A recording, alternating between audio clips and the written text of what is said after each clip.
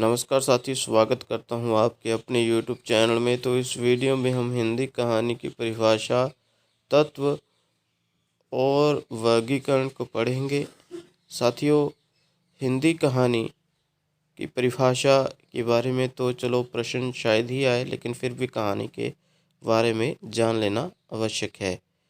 और हिंदी कहानी के उद्भव और विकास पर हमारा एक वीडियो अभी तक आया है, उसका लिंक डिस्क्रिप्शन में है साथियों। लेकिन उससे पहले कहानी की परिभाषा और तत्व वर्गीकरण अवश्य पढ़ें। चलिए, हिंदी के लेखकों में प्रेमचंद पहले व्यक्ति हैं जिन्होंने अपने 3 लेखों में कहानी के संबंध में अपने विचार व्यक्त किए हैं। कहानी कोष्टक में लिखा है गल्प। कहानी को वे गल्प भी कहते हैं। पढ़ते हैं क्या कहते हैं वो। कहानी एक रचना है जिसमें जीवन के किसी एक अंग या किसी एक मनोभाव को प्रदर्शित करना ही लेखक का उद्देश्य रहता है। उसके चरित्र, उसकी शैली, उसका कथा विन्यास सब उसी एक भाव को पुष्ट करते हैं। उपन्यास की भांति उसमें मानव जीवन का संपूर्ण तथा वृहत रूप दिखाने का प्रयास नहीं किया जाता है। वह ऐसा रमणीय उद्यान नहीं जिसमें भांति भांति के फूल, बेल बूटे सजे हुए हैं, बल्कि एक गमला है जिसमें एक ही पौधे का माधुर्य अपने समन्वित रूप में दृष्टिगोचर होता है। तो ये साथियों प्रेमचंद, मुंशी प्रेमचंद की परिभाषा है कहानी के संदर्भ में, आप देख सकते हैं। ठीक है। इसके अतिरिक्त अज्ञेय यह भी एक अच्छे गद्यकार यानी कहानीकार रहे हैं। तो इनकी परिभाषा क्या है कहानी के संदर्भ में वो पढ़ेंगे। कहानी जीवन की प्रतिछाया है। जीवन स्वयं एक अधूरी कहानी है, एक शिक्षा है जो उम्र भर मिलती है और समाप्त नहीं होती। तो साथियों अभी हम देख रहे हैं कहानी के तत्व। मुख्य रूप से 6 तत्व स्वीकार किए जाते हैं। कथा वस्तु, जिसमें कथा सार आ जाता है। फिर चित्रण यानी पात्रों की बात होती है, कितने पात्र हैं, मुख्य पात्र, गौण पात्र, ठीक है, सहायक पात्र, उसकी बात होती है। फिर कथोपकथन यानी संवाद, डायलॉग, उसमें क्या है, ठीक। और देश काल का वातावरण यानी देश काल का वातावरण या देश काल या वातावरण, ऐसे भी हम कह सकते हैं। ठीक है, देश काल या वातावरण।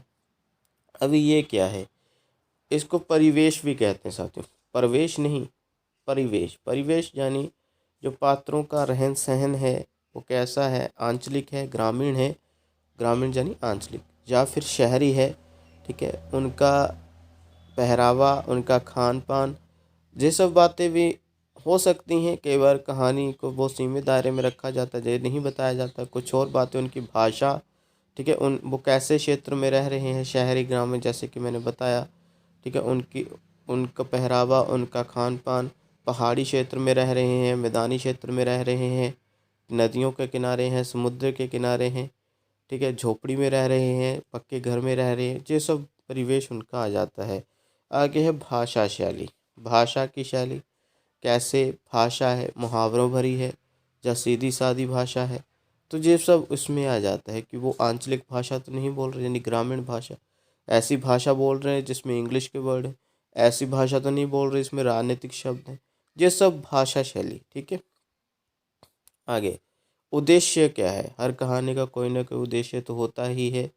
ठीक है, तो हम साथियों एक एक करके अभी वर्गीकरण भी बताएंगे कि कौन कौन सा वर्गीकरण है।